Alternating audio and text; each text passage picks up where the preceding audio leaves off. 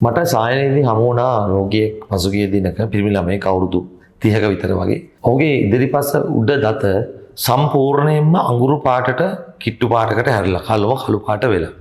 ඒ වගේම ඔහුගේ නහයක මේ තොල ප්‍රදේශය සම්පූර්ණයෙන්ම ඉදිමිලා. දත හෙල්ලෙන මට්ටමකට ඇවිල්ලා ඒ වගේම සරව ගන්න මට්ටමට ඇවිල්ලා දුගද තිබෙනවා. ඔහු අධික වේදනාවෙන් ආවා. ඉතින් මම මේ සම්බන්ධව මූලිකව කරන්න ඕන ප්‍රතිකාර කරලා විශේෂයෙන්ම උට බෙහෙත් ලබා දීලා මේ විෂ බීජය පාලනය කිරීමට රෝග ඉතිහාසය බලනකොට අවුරුදු 7කට කලින් ඔට වයස අවුරුදු 23ක් පමණ වෙන මොහොතේ එතෙන්ට ප්‍රහාරයක් එල්ල වෙලා තිබෙනවා ක්‍රීඩා කිරීමේදී පන්දුවක් වැදිලා තිබෙනවා. ඒකත් අදට වැදිලා තිබුණා. සමහරට ඊට වඩා බරපතල දෙයක් වෙන්න පුළුවන්. මට බොරුවක් වෙන්නත් පුළුවන්.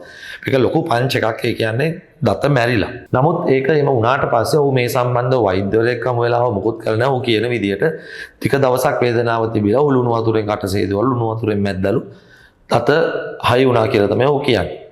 නමුත් පැහැදිලිවම පේන දේ තමයි මෙබඳු පහරක් ඔබේ දතට එල්ල වුණාට පස්සේ ඔබ වහම වෛද්‍යවරයෙක් හමු වෙලා එක්ස් කිරණ ඡායාරූපයක් ගන්නත් අවශ්‍යයි.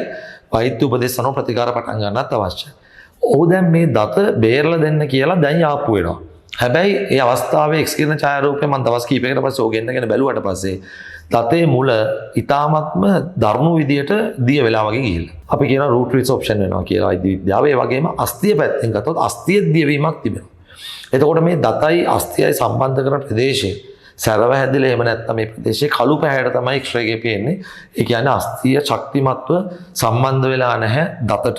දැන් මේ වගේ අවස්ථාවක ඇත්තටම ඉතාමත්ම අපහසුයි. බැරි තරමටම අපහසුයි මේ දත නිවැරදිව තියාගන්න. ඔව් සෑහෙන කම්පා වුණා. දුක් වුණා මේක හදාගන්න බෑ කියලා. මම කිව්වා නෑ මේක දැන් හදන්න අපහසුයි. මේක මේ මට්ටමට ගියාට පස්සේ ඔබට මේක ඉවත් කරන්න වෙනවා. ඉවත් කරලා ඔබට કૃත්‍රිම දතක් මට්ටමට යන්න වෙන්නේ. මොකද මම සායනිකව දන්නවා මේ බඳු දතක් හදන්න ගියාට පස්සේ ඒකේ ප්‍රොග්නොසිස් එක අපි කියනවා ඒක ප්‍රතිඵලය පිළිබඳව හොඳ දෙයක්. හරිම අමාරුයි ගන්න ඒ වියදමත් එක්ක සාපේක්ෂව රෝගියාට. ඉතින් ඔබට දෙන්න තියෙන උපදේශ තමයි යම්කිසි විදිහකට ඔබගේ දතකට ප්‍රහාරයක් එල්ල වුණොත් රණ්ඩුවකදී වෙන්න පුළුවන්, ක්‍රීඩාවකදී වෙන්න පුළුවන්, අත්වැරදීමක් වෙන්න පුළුවන්, ඇක්සිඩන්ට් එකකදී වෙන්න පුළුවන්, මහාමග රියානුදුරකදී. වහාම ඒ දත පිළිබඳව, දත් ප්‍රමාණය පිළිබඳව අවධානය දීලා දන්ශල්‍ය වෛද්‍යවරයා හමු වෙන්න. හමු වුණාට පස්සේ අවශ්‍ය මූලික ඉන්වෙස්ටිගේෂන්ස් එහෙම නැත්නම් මූලික පරීක්ෂණ එක්ස්රේස් ඕනනම් ඒවා අරගෙන උපදෙස් ලැබලා එහෙම ක්‍රියා කරන්න. ඔබට ඕන විදිහ අත් බෙහෙත් කරලා එහෙම ප්‍රතිකාර තමන්ම කරගෙන කාලයකට පස්සේ ඇවිල්ලා කිව්වට අපිට කරන්න දෙයක් නැහැ. මුල්ම අවස්ථාවේ නම් අපිට තිබුණා මේ දතට අවශ්‍ය ප්‍රතිකාර සමහරට ස්නායු ප්‍රතිකාර වෙන්න පුළුවන් කරලා මේක ශක්තිමත් කරගන්න, දත තියාගන්න පුළුවන් විදිහට කටේ හදලා දෙන්න හොඳ පෙනුමක් එක්ක. ඉතින් ඒ උපදෙස් ඔබට දෙන්න තමයි අද අවශ්‍ය වෙන්නේ. අපි නැවත වැඩසටහනකින් හමු වෙමු. දන්තශල්‍ය වෛද්‍ය විද්‍යාව පිළිබඳව, මුඛ සෞඛ්‍ය පිළිබඳව දැනුම ඔබට තවදුරටත් ලබා ගැනීමට අවශ්‍ය නම් මෙහි ඩිස්ක්‍රිප්ෂන් එකේ තිබෙන ලින්ක් එක හරහා අපගේ WhatsApp සමූහයට එකතු වන්නට පුළුවන්.